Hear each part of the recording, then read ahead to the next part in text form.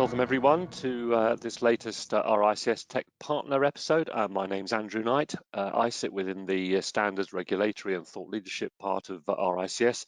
I've been with RICS for 11 years now, and I lead our work looking at the effects of data and technology right across the built environment.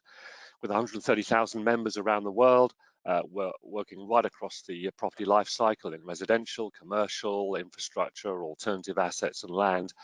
There's a huge canvas upon which data and technology is producing innovation and productivity gains for the profession. So today I'm really happy to have Liam with me from Build Out. So please do join me, Liam.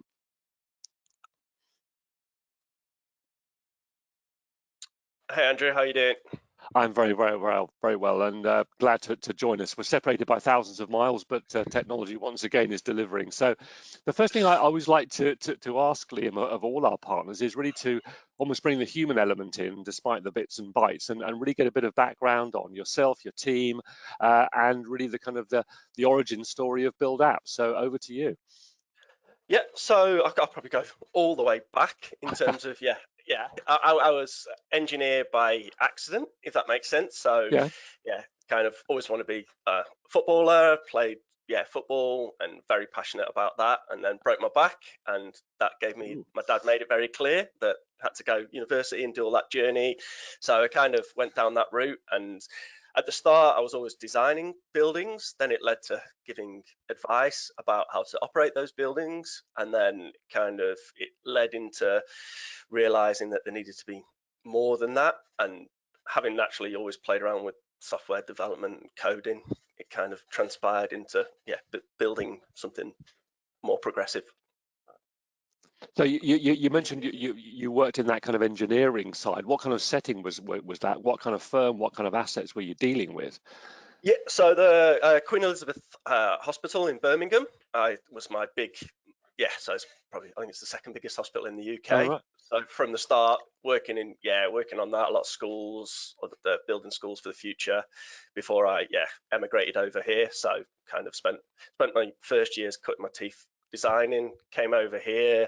In Australia, the term ESD, so the sustainable design, is very segmented from the traditional mechanical design that I was doing. So became a sustainability expert, and then started to focus more and more on existing buildings and how to operate those better as it went on. Now, the name Build Apps kind of does what it says on the tin, to use the English phrase. Could you explain a bit more about what you're doing in terms of the way you're handling data and the way the apps are actually interrelating? Because I always think that data fundamentally is the key, and the technology is then around how you handle that and how you then produce value from it. Yep. The first thing we're not doing is designing Angry Birds. So everyone's always like, they're like, oh, is it on the iOS store? And I'm like, no, these are business applications. So we're a Microsoft partner. So what we actually do is we're not building an app for us to contain the data. The client has to already have Microsoft 365. All right. And we simply take our applications, business applications, and we put them into their tenancy. So they then contain the data, and we configure and create table storage for all the information that they need to interconnect to each other, and provide apps to allow that data to talk to each other, and lots of flows to, if this happens, trigger this. And if you buy a new building, you need lots of maintenance contracts, you need all the assets, you need a team to be built to look after it, all the trigger things that need to happen. So what you're essentially doing is helping them centralize the data on all their assets in one place. Is that almost the right way of kind of phrasing it? Yeah, and it's not just on their assets, so all their leasing information, all their marketing information, which anything, like we refer to it as asset centric. So you can go from an asset and find everything backwards. And sometimes we're connecting to Canva, or we're connecting to a different source to pull in. But it's about, a lot of prop tech is, we do this bit and we do it amazingly over here, and then there's another company over here, we do this amazingly, but they can't talk to each other. So we're trying to make the client sit in the middle and take ownership of the data, and then they can feed it out to people. And there's some brilliant SaaS that you send them something, they work their magic, and then bring it back in. But the owner of the property should be the owner of the data, in our view. So I suppose that is a key piece of the kind of architecture of what you're doing in terms of making sure people are, I guess, comfortable is the right word, with where the data is actually residing. Yeah, yeah, and the security layers. And people always say about like properties, well, I think it's the second oldest business in the world. I won't say what the first is, but the second oldest business in the world. And yeah, why are we so slow in adopting? And everybody thinks this wave of property technology is going to solve it. But the truth is, when you talk to the big property owners, they don't want their information sitting alongside their competitors, because they as much as they'll do joint ventures, they don't trust each other. They all want to get their competitive advantage. And as soon as it's all stored in one big silo, they go, and even it might just be all the ESG data stored here, somebody can see all that information. Whereas we can't see what's in one client's compared to another. We just deploy support. It's their internal IT who can configure and decide who sees which tables, which fields, and it means that people at the very top, the C-suite, can see everything. They can roll all that data up, and they don't have to wait for reports from 10 different departments.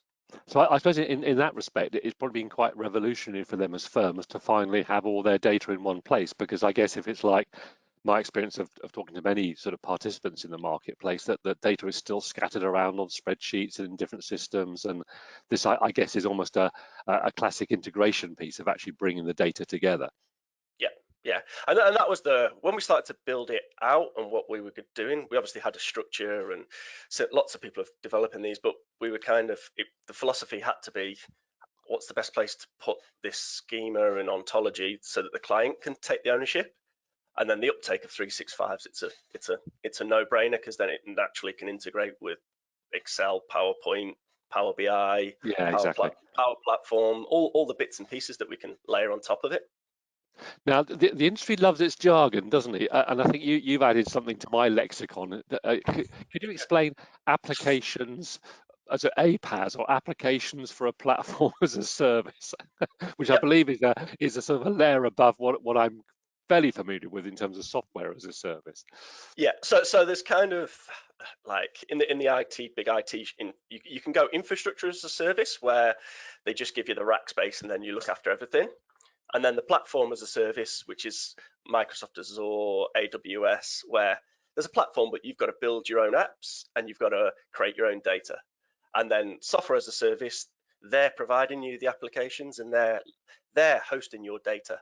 So what we're doing is they've already chosen the platform as a service, which is an Azure and 365 hosted environment. We add our apps, they bring their data, then they're controlling all the data layer. They can see who's looked at that piece of field at what time, when. They can set whatever metrics and security models they want around it. So I suppose to use the cliche, they're empowered because they have that control. And I guess one of the things that as you were speaking made me think was that one of the biggest challenges I perceive in the whole sector is there are so many players in it, which in some respects I suppose is good. It's healthy. There's lots of, there are quite complex supply chains, lots of participants. But I guess my question from that is what once the client's got all their data and they've stored it in the way they want, how can they open it up? Because they've got to work with all these people in their supply chain. They've got to work with investors, with consultants, or all those various participants that in the real world actually need to look after these assets. So how does that actually work? Because there's almost a danger that you build this wonderful repository, and then the challenge then is how do you collaborate, and how do you control that, and how do you open it up so actually you reap the benefit of it?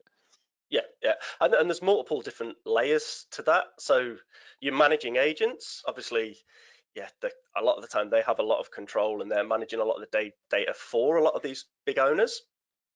They can be brought in and given access within the platform itself to use the apps, or where it's externals, there can be APIs to push out, or like we've got Excels that have got a built-in add-in where you update the Excel, press publish, and it pushes to the database.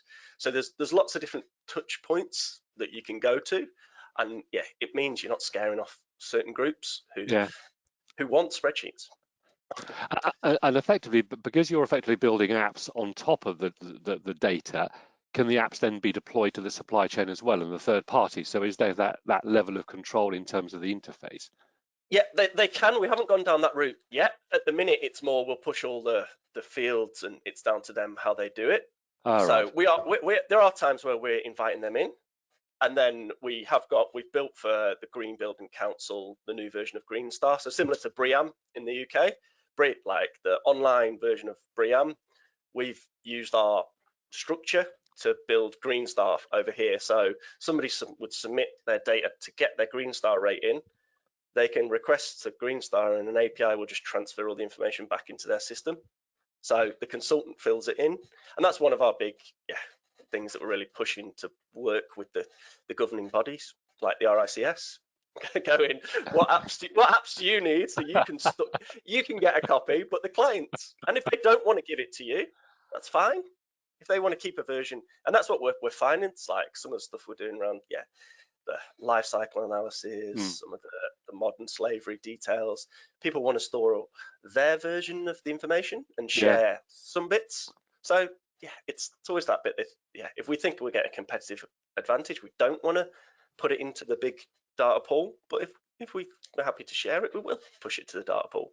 It's about choice, isn't it? It's deciding which data you do want to share in that context. I mean, what have been the biggest barriers for the clients? Because I'm imagining that given my experience of working with participants in the market and the way data is currently being stored in so many organizations, that what you're providing is wonderful, but they probably start from a very challenging position in terms of data quality, even whether it's available, different formats. How have you dealt with that challenge and helped them actually almost cleanse the data and actually put it into decent shape? Because, as I say, my experience has been is that so often it's in documents, it's not structured, it's scattered around in different formats. What have been your experiences of that kind of challenge?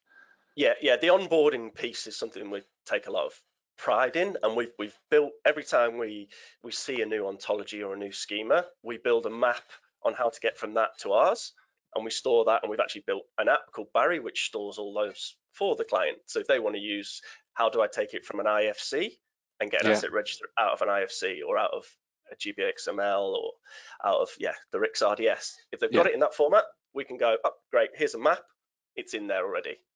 And we build them for free. If someone comes along to us and goes, I've got it in this structure or this platform, we go, show it to us. It's only as simple as going, this column in the Excel's called this, it's called this in ours, transfer across. So is your model to have a sort of standard ontology within your platform, and as you say, then you map to all these various different either proprietary data sources or the ad hoc ones that people have built internally? Yeah. And slowly over time, if everyone's using this ontology, then that becomes more of an industry standard. And that's our goal, that if we can push it out, and we did, I know me and you were talking a long time ago, back when the RDS came out, we straight away looked at it and added everything that was missing from ours to ours. So now we're fully compliant, plus the extra tables we've got. And it's that bit of, we'll always be like, moving forwards with it. And with our offering, once we deploy it, it's in the client's environment, so they can cut us off and they keep it forever. It's not if they want it updating, so if they want the update which includes the updated RDS and the updated various bits, they pay for the update, but we can't ever take it away from them, so they have that absolute data ownership. Indeed, so and I suppose that's quite critical. I think, given people's perhaps view of historical kind of legacy system approaches, where you end up in that walled garden where your data's in there and it's hard to get it out, both in terms of the fact it's in the format that probably doesn't transfer unless you have lots of help, and it may even be hosted on a system which, as you say, you don't have ultimate control on. And I presume you're fairly agnostic in terms of whether they put it on a cloud or whether they actually have it internally hosted, presumably. Yeah, doesn't matter to us either way, and that's the bit that we're trying to sit, like what you said, there's the spending. One of our clients had spent $140 million with SAP building a custom in-house, completely proprietary thing that they can't share with anyone else because all the fields have got codes and not real names. or they use 162 different SaaS platforms, which is what another client had. And we're trying to sit in the middle and go, well, let's not spend $140 million, but let's also not scatter the information across 162. Let's rationalize that. And we did. We peeled it right back to kind of 9 external platforms that they were like, what they add is worthwhile. We want to keep those, but the common data model is the critical piece of it all. Indeed, yeah, no, as data is the key. I mean, are you seeing particular sectors leading the way in this kind of adoption and understanding the power of data, or is it just almost a random patchwork of who's getting on board on this particular journey? Yeah, it's a bit of a random patchwork. What's actually happened, interestingly, in Australia, there's a mandate around retirement living that came in only in one of the states, and suddenly, like, our next 12 months order book for onboarding is just littered with retirement living, yet we had none 6 months ago.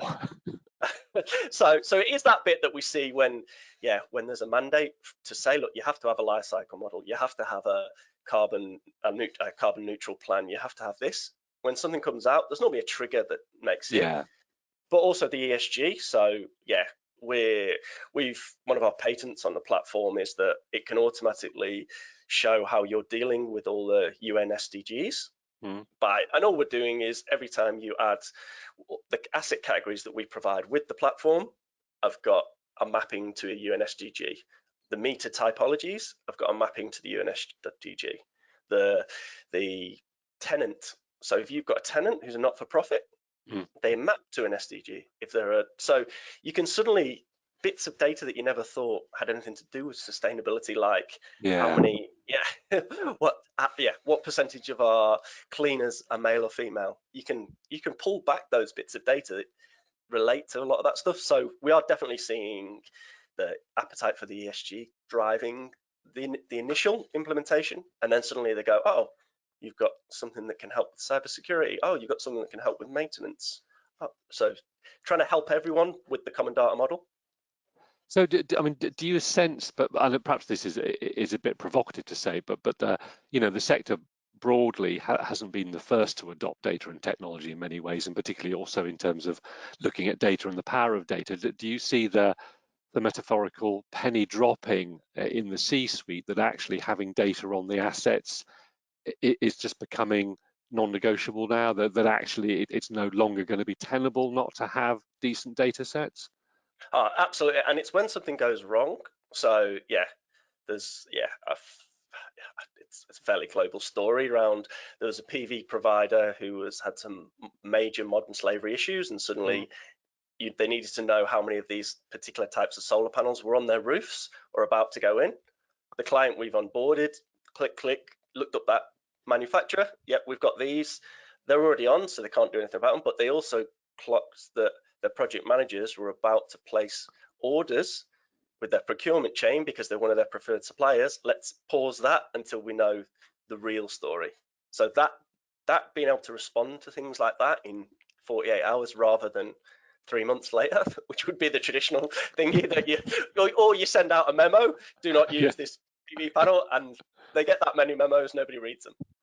I suppose, yeah, and this is an analogy I've used on a number of conversations, is that almost that maturity cycle of beginning to become like, aerospace or automotive, where you can have those kind of product recalls, where you know enough about the assets to say, actually, we've got a problem with this particular batch of component. We know the buildings that component is sitting in. We can go in. In that case, it was a reputational damage issue. But if it had been a faulty part, then you would know, you'd have that asset register. Now, I was interested to hear that you could link in, obviously, the IFC model. So obviously, for new builds, you can really start with that soft landing, as it's called in the UK, that full geometry and asset register from day one. Yeah, and that's where, so we've built out an app. So we tend to segment them just so that people can onboard different way, called CAM, which is about the commissioning activity matrix. So it's very much built around the BizRia soft landing matrix, going, have you done this at this stage? You should be doing that. Where are you actually going to put all the O&Ms? What structure are they going to be in? What assets? So that they're onboarding straight away. Yeah. And also giving the team who have to operate these things visibility earlier on. without just sitting in a meeting once every 3 months reviewing it. They can actually interrogate with a Power BI dashboard. Indeed, indeed. So what are your biggest challenges? I suppose apart from dealing with this huge kind of influx of new clients, which is always a great challenge to have, what does your roadmap look like? What are the challenges that you're going to be, both addressing from your perspective, but also from your client's perspective? Yeah, it's probably knowing where to put the efforts and when to put them. So yeah, we actually, where our clients want to know what the roadmap is and when we're going to onboard things. Lend-Lease, like we need to know when you're going to release this and this. We're kind of, there's that much that we can do. You mentioned before about the faulty recall. So we've already started to build out, because we've got AI where it'll recognize asset types, which is naturally built into Microsoft already. So you can just, we've built that to recognize, but we've started to build it to recognize a type of breaker, the Eaton breaker that was recalled 10 years ago globally. Now it instantly will recognize them if anyone takes a picture of an MSB. So things like that, but we get that, and then someone else goes, oh, can it read the meter reading? Oh, can it? So trying to work out where to funnel those efforts. And yeah, that's what we're working with the clients at the minute. We don't want to just do what we want to do. And we see a lot of people in the space wanting to build the AI and ML without having all the fundamentals first, whereas we want to make sure that we're capturing every piece of data, and then we can start to get smarter with it and develop going forward. Yeah, as you say, the danger is sort of almost letting the technology get ahead of the business case, and also with ML, as you know, you need the training data, so you need the data to support it. So it is a slight chicken and egg there, but you do need to do it in that direction. So what other trends are you seeing? And one question I should have asked earlier is, in terms of your footprint, are you very much Oceania still, or have you got ambitions to move around more in terms of increasing the user base outside of Oceania? Yeah, no, so absolutely. We've been just Oceania for the last 2 years, and we've been conscious of not scaling too big here. So we are kind of turning back clients, which sounds daft, but we want to make sure what we're building is a global platform. And we're a Microsoft startup global accelerator because of our ESG angle. So we've got that. We've been over in the US recruiting there, so we're close to finalizing the person there. We've got someone in the UK, ex-employee, who's ready once we're doing there. We're on the starts tomorrow, the PwC's prop tech accelerator for Europe. So we're trying to get a flavor across the whole world, and Hong Kong as well. We've got things going on there to make sure we're catering to global REITs and big property owners. And we kind of say that what we're doing only really applies if if you've got at least 200 million pounds worth of property. It's not the smaller end, because you need to have an IT team who are going to manage who has access. We don't want to be doing that. We want to empower you to do that. So it is the bigger players. I'm working with GRESB. We're helping them build out some stuff as well. So trying to work with the big players globally. Yeah, and indeed, obviously, as you know, once you're in that particular kind of part of the market space, by their very nature, they're going to have assets in multiple jurisdictions. So you need that kind of approach of being able to, not in a general way, but as you say, support assets in different jurisdictions with that commonality, because so often the complaint from those larger firms is they bump into not only different data sets internally, but different requirements around the world, and end up with incompatible data on assets where they want to look at their portfolio and with a single view. And I guess particularly with the focus on ESG reporting, they need to report from every jurisdiction in the same way. Yeah, and yes, Cromwell are one of our big clients over here, and they're I've had exactly that conversation. And you're probably familiar with Center Parcs. They bought Center Parcs, and they're kind of going, well, how do we get people doing that? But they've also got things in Sweden where there's certain laws there around already having building passports, and so trying to make sure that we can cover all the different global requirements. And it's actually quite interesting when we pitch this to people in California, and they go, oh, well, we have to store this bit of data about our building, and we go, let's add it in. if they don't use it in the UK or in Australia, we don't care. It's just a field that's there, and you can choose to have it, show it. You can customize your views, fields, tables, you can add on top of it yourself. So we've had other clients who their IT team are like, we want to add these extra 10 fields, but we want to retain these fields because there are IP Yes. that we monitor them. They can do that themselves as well. That's, yeah, they can bring in other Microsoft partners to develop on top of it, where it's very open. So that's the power of having that kind of open platform, to the extent that you're adding value, but it doesn't stop them adding other parts of value from other kind of best of breed suppliers, and then you've got all those tools that sit on the top. Well, Yeah. it's been fascinating to talk, and it sounds like you have a busy year ahead. So. Just need COVID to.